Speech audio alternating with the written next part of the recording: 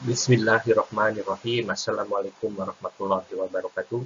Sekarang kita membahas tentang ukuran asosiasi selanjutnya dalam sebuah jenis penelitian yang lain selain cohort dan cross seksional, yaitu ukuran asosiasi berupa odds ratio atau dalam bahasa Indonesia disebut sebagai rasio odds.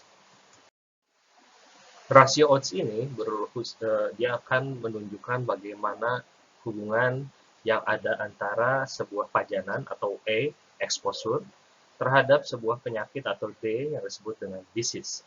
Apakah pajanan dan penyakit ini berhubungan atau tidak? Ini adalah sebuah pertanyaan mendasar dalam analisis di epidemiologi. Pembuktian E menyebabkan D ini melalui penelitian. Nah, penelitian tersebut ada berbagai macam desainnya, mulai dari konvensional, ya, kemudian juga cohort, kasus kontrol, clinical trial, studi ekologi, case series, dan seterusnya, dan seterusnya. Berbagai macam desain ini akan berpengaruh pada ukuran asosiasinya. Di sini, ukuran asosiasi menunjukkan kekuatan hubungannya. Seberapa besar hubungannya?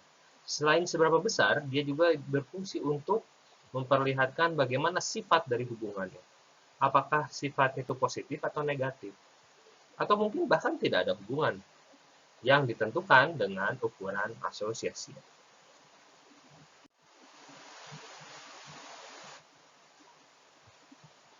Antara pajanan dan juga penyakit kita bentuk dalam tabel 2x2, yaitu dummy table atau cross tabulasi.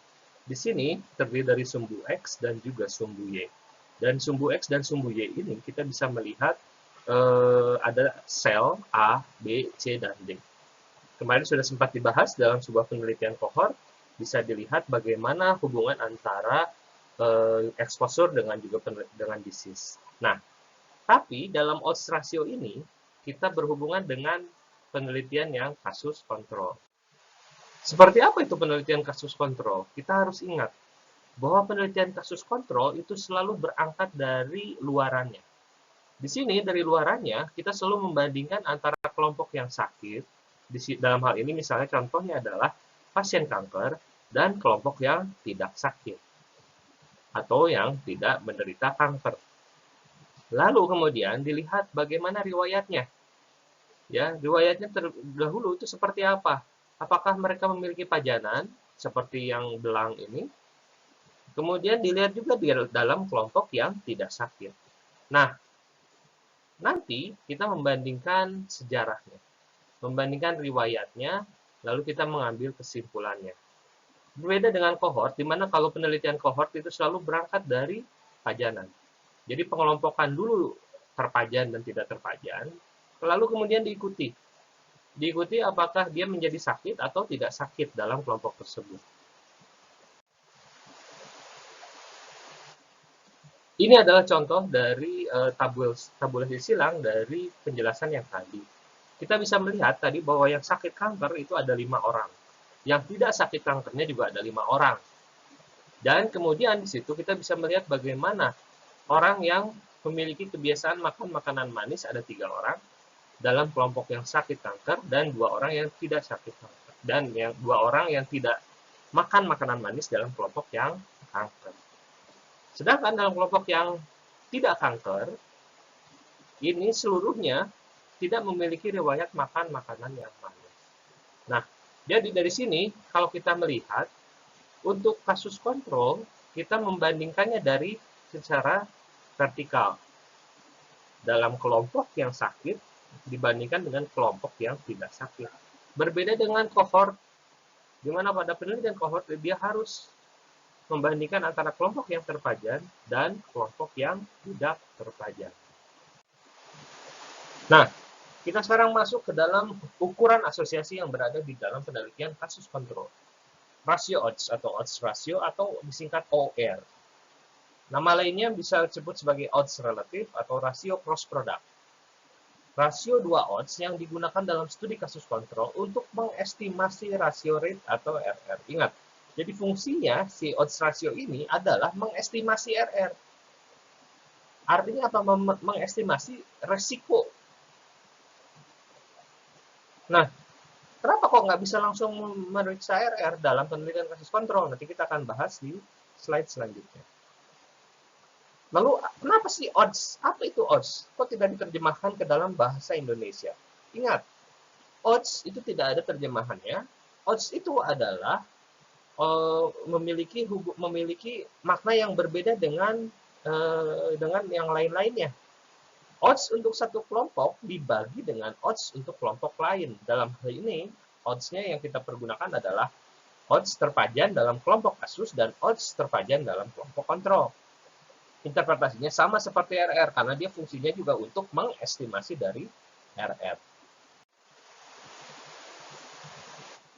Apa itu odds? Odds suatu kejadian di sini, atau odds, itu adalah rasio probabilitas. Jadi membandingkan kemungkinan terjadinya sesuatu terhadap kemungkinan tidak terjadi. Misalnya, odds untuk hujan. Maka yang di sini yang dibandingkan adalah peluang hujan dibandingkan dengan peluang tidak hujan. Ingat, peluang itu nilai maksimumnya itu 1.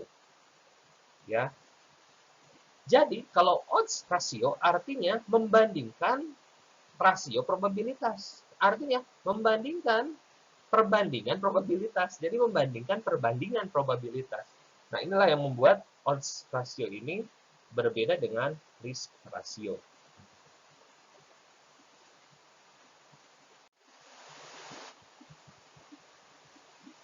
Lalu kenapa kita nggak bisa mengukur RR dalam penelitian kasus kontrol? Kita harus ingat hal fundamental dari desain penelitian tersebut.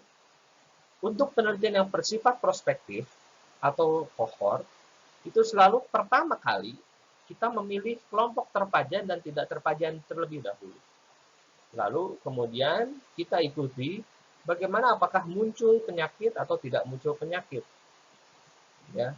Sehingga kita nanti membandingkan insidensi di kelompok yang terpajan dibandingkan dengan insidensi di kelompok tidak terpajan, atau yang sakit dari kelompok tidak terpajan dibandingkan dengan sakit kelompok tidak terpajan. Sedangkan dalam penelitian kasus kontrol atau penelitian retrospektif, kita berangkatnya selalu dari luaran terlebih dahulu. Pertama, kita memilih siapa yang sakit dan siapa yang tidak sakit, lalu kemudian kita mengukur ke belakang bagaimana pajanannya. Pajanannya seperti apa, dan itulah yang akan kita ukur. Sehingga, karena kita tidak berangkat dari pengelompokan pajanan terlebih dahulu, maka muncullah odds. Khas dari odds, itulah sebabnya kenapa odds rasio itu bisa disebut sebagai rasio cross product. Kenapa rasio cross product? Kita bisa melihat di sini. Jadi ini adalah salah satu contoh membandingkan odds secara mendatar dan membandingkan odds secara vertikal.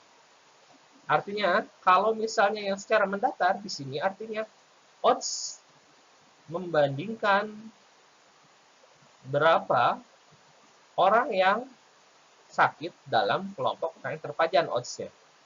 Artinya A per B. Sedangkan dalam yang membandingkan odds sakit di kelompok yang tidak terpajan, artinya peluang untuk sakit dibandingkan dengan peluang untuk tidak sakit, atau C per B. Hasilnya itu A kali B per B kali C, atau silang rasio cross product. X. Sekarang kita lihat, kalau misalnya odds-nya membandingkan antara secara vertikal. Odds kasus di kelompok yang terpajan, artinya A per C, dibandingkan dengan odds kasus di kelompok tidak terpajan, artinya B per D. Hasilnya pun sama, A, D per B kali C.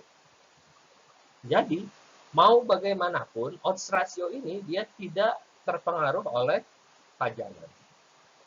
Kita bisa mengukur, rumusnya itu selalu cross product seperti begini.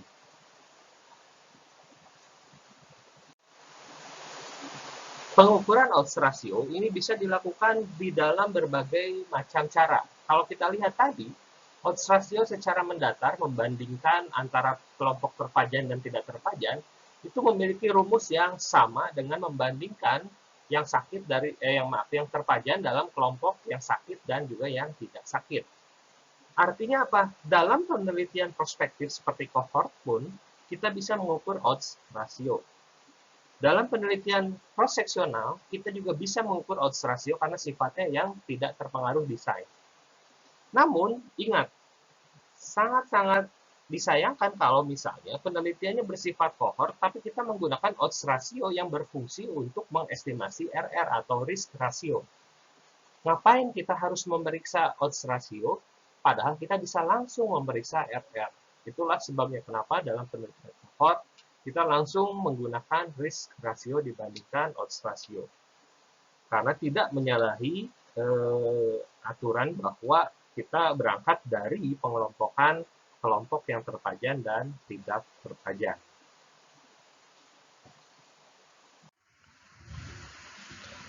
Ini adalah contoh dari menghitung odds ratio di dalam penelitian cohort, di mana kita bisa mengukur kita bisa membandingkan probabilitas odds untuk sakit A per A plus B dibandingkan dengan 1 per 1 kurangi A per A plus B. Sehingga kita bisa melihat ini sama dengan A per B. Dan juga yang bawah juga sama dengan C per D. Jadi rumusnya tetap sama dalam keadaan prospektif maupun retrospektif. Kita mau membandingkan antara kelompok terpajan maupun membandingkan antara yang sakit dan tidak sakit. Rumus odds ratio itu tetaplah sama. Itulah sebabnya kenapa kasus kontrol kita bisa menggunakan odds ratio. Ini adalah sebuah contoh dari odds ratio dalam sebuah studi kasus kontrol. Di mana di sini pajanannya adalah rokok, sedangkan kasusnya itu adalah sakit. Di sini kita bisa melihat, misalnya dalam kelompok perokok itu ada 1.600. Tapi dalam kelompok yang kasus atau kelompok yang sakit itu ada 700. Ya. Nah, dari sini kita bisa mengeluarkan hasilnya seperti apa. Odds rasionya di sini adalah A kali D per B kali C atau rasio cross product 650 kalikan 350 per 950 kalikan 50 atau 4,8. Artinya apa? Artinya perokok memiliki resiko untuk menjadi kasus 4,8 kali lebih besar daripada yang bukan perokok. Loh, kenapa kok resiko? Ingat tadi, karena odds rasio itu merupakan estimasi resiko. Artinya apa? Kita bisa membaca odds rasionya sebagai resiko. Ya, meskipun makna yang sebenarnya itu adalah odds perokok menjadi kasus 4,8 kali lebih besar dari odds yang bukan perokok. Ya, jadi kita bisa menganggap bahwa OR ini adalah resiko. Ingat tadi bahwa OR itu adalah estimasi RR. Sekarang kita lihat perbedaannya. Ya, perbedaan antara odds ratio. Tadi kan katanya odds ratio itu bisa dipakai untuk mengestimasikan RR. Kita lihat tadi bahwa kita dapatkan OR-nya itu adalah 4,8. Kalau misalnya, ini misalnya, meskipun kita tidak menggunakan RR-nya. Kita tidak menggunakan RR karena ini penelitiannya kasus kontrol. Kita lihat, sebetulnya kalau misalnya resiko sebenarnya, kalau misalnya penelitiannya cohort dianggap, itu adalah 3,25. Artinya apa? Resikonya lebih kecil daripada odds ratio. Inilah hal yang harus diperhatikan dalam membaca resiko dari odds ratio. Odds ratio ini, ya, ini biasanya overestimate, lebih besar daripada resiko yang sebenarnya. Kapan dia bisa jauh? Kapan dia bisa dekat? Kapan dia bisa menjauhi nilai resiko yang sebenarnya? Kapan dia bisa mendekati nilai resiko yang sebenarnya?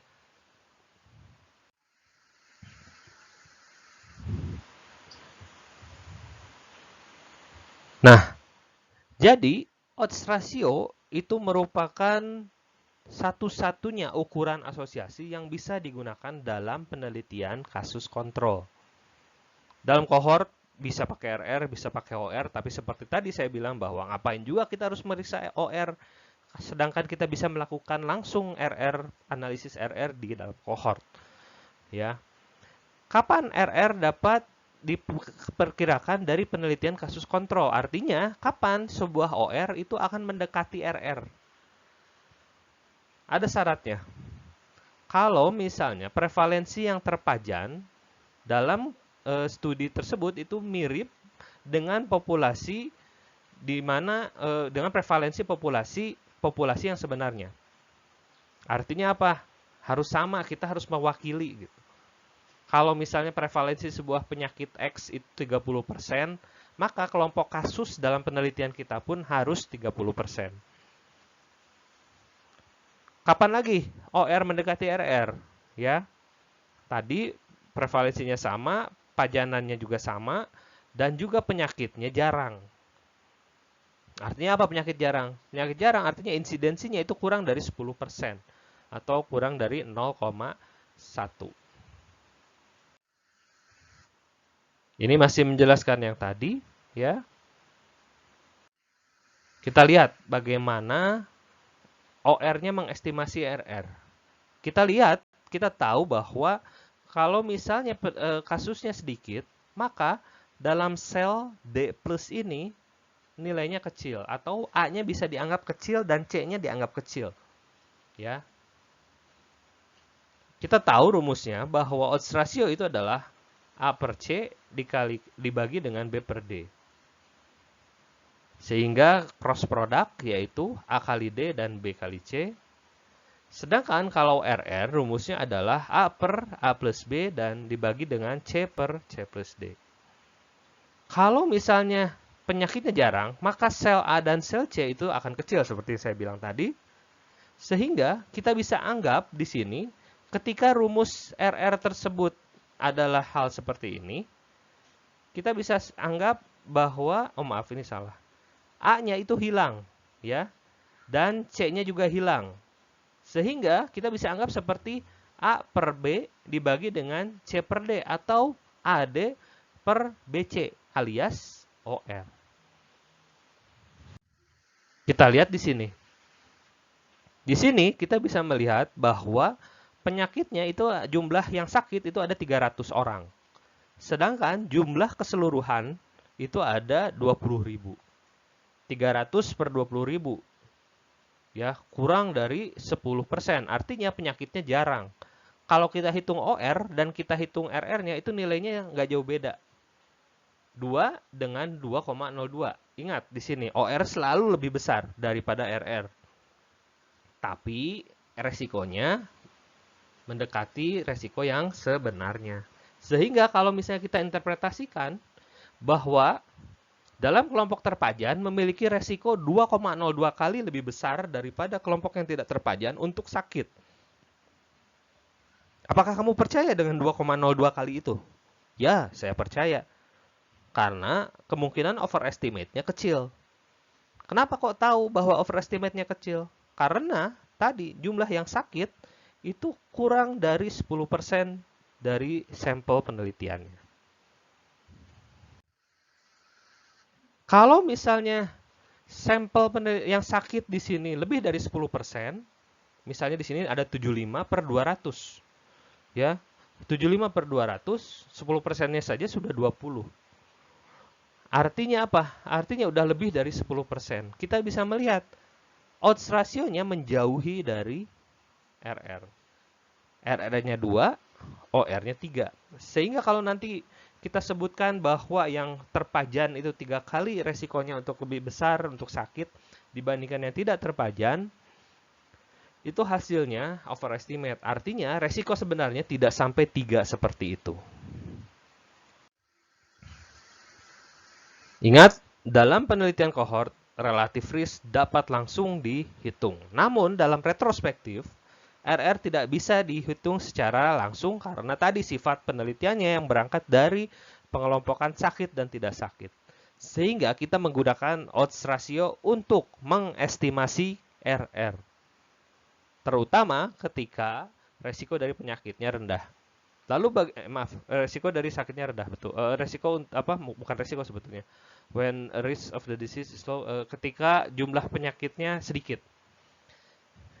Nah, lalu kalau misalnya jumlah penyakitnya besar, gimana proporsinya? Misalnya tadi di atas 10% prevalensinya. Maka kita harus bilang bahwa hasil ini overestimate. Resiko sebenarnya lebih kecil dari nilai yang didapat. Pada penyakit yang jarang terjadi, odds ratio hampir sama dengan risk ratio. Nilai prevalence odds ratio hampir sama dengan nilai prevalence proportion ratio.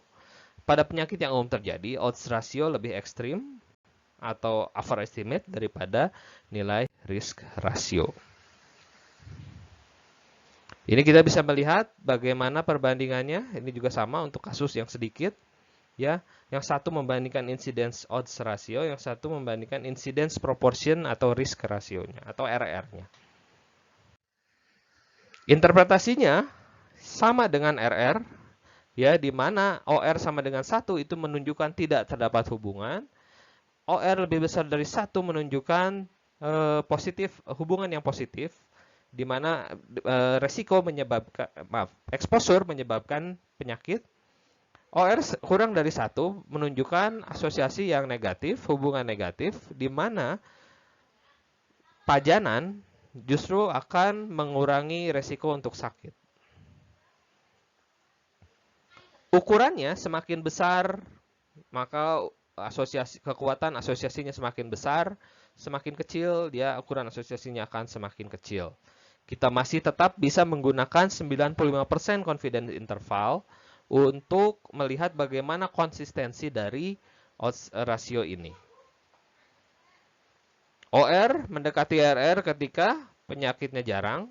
Misalnya di sini resikonya kurang dari 5%. Beberapa textbook ada yang bilang 20%, namun yang paling umum itu adalah kurang dari 10%. Ketika penyakitnya tidak jarang, OR tetap bisa menggunakan, OR tetap merupakan sebuah ukuran asosiasi yang valid untuk digunakan. Tapi tadi kita harus berikan tambahan interpretasi bahwa nilai resiko sebenarnya tidak sebesar yang kita dapat. Itu saja untuk odds ratio. Semoga bermanfaat. Silahkan dipelajari. Apabila ada pertanyaan, silahkan komen di link bawah. Mohon maaf apabila ada kesalahan. Wassalamualaikum warahmatullahi wabarakatuh.